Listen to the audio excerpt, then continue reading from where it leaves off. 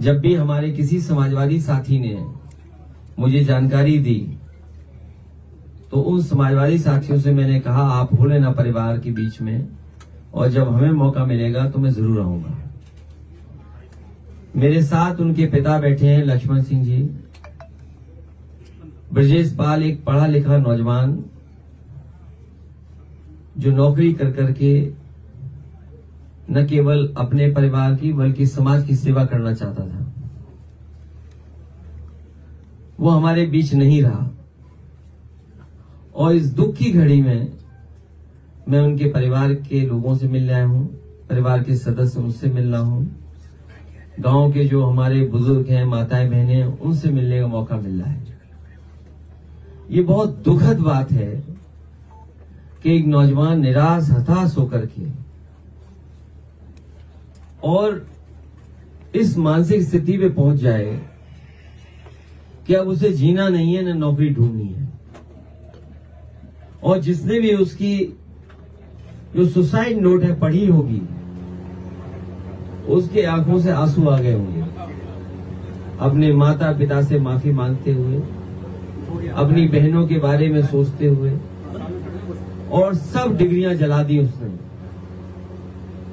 ब्रजेश ने अपनी suicide note में लिखा कि जो डिग्रियां मुझे नौकरी नहीं दिला सकती, उन डिग्रियों का क्या फायदा।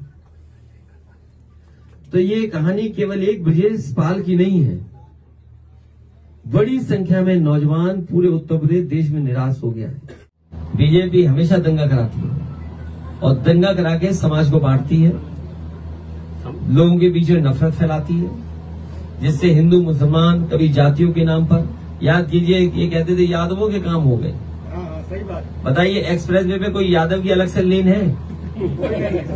अगर 100 नंबर बुलाए तो यादव लोगों के लिए कोई अलग नंबर है? उस दिन मुख्यमंत्री जी सदन में कह रहे थे 46 में 56। बताओ आज तक नहीं बता पाए कि यादव कितनी नौकरी पाए हैं। फर्जी व्हाट्सएप पे चलाते हैं, फर्जी अखबार में छपवाते हैं। लेकिन सदन में जब मैंने पूछा कि अगर मुख्यमंत्री जी आपने कहा है कि 46 में 56 यादव हो गए एसडीएम, तो वो सूची हमें दे दीजिए।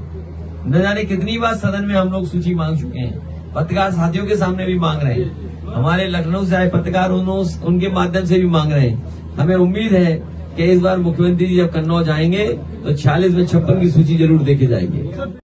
संविधान बदल गया तो हमारी ये भोली वाली जनता, जिसको बाबा साहब भीमराव अम्बेडकर जी ने अधिकार दिया एक वोट डालने का, इनकी साजिश है कि गरीब जनता वोट ही न डाल पाए, वोट का अधिकार भी छीन लें। और नौकरी इसलिए नहीं दे रहे हैं क्योंकि नौकरी देने से उन्हें आरक्षण देना पड़ेगा, क्योंकि आरक्षण नहीं देना चाहते इसलिए नौकरी का पेपर लीक करा रही है। समाजवादी पार्टी का गढ़ कन्नौज कहा जाता है, लेकिन अभी तक प्रत्याशी नहीं, जनता को इंतजार है। देखिए यही तो गढ़ का कमाल है।